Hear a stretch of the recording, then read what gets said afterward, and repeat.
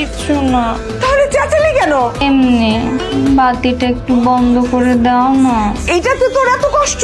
তোর এত অলস হয় কিভাবে? আমি তো তোমারই মেয়ে। আমি পারবো না, তুই নিজে নেমে এসে সুইচটা অফ কর। আজকের মতো আমার এই কাজটা করে দাও, কালকে থেকে তোমার দিয়ে আমি কোনো কাজ করাবো না। আমি পারবো না, নিজে সুইচ অফ কর। যত সব তুই আমার শেষ কর।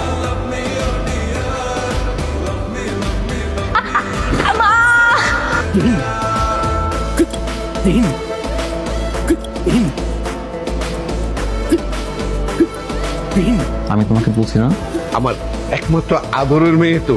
আমার অনেক আগে থেকে একটা স্বপ্ন ছিল, পাত্রপক্ষ যখন দেখতে আসবে তখন এমনি করে চেয়ারে বসিয়ে ওকে আমি দেখাবো।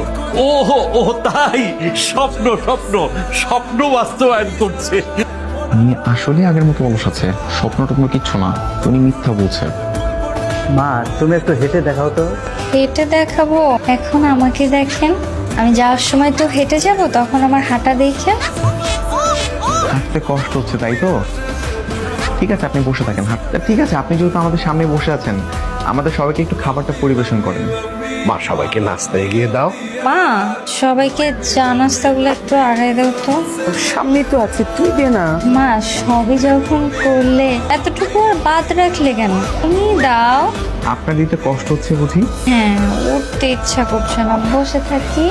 ও আচ্ছা, ঠিক আছে আপনি বসে থাকেন।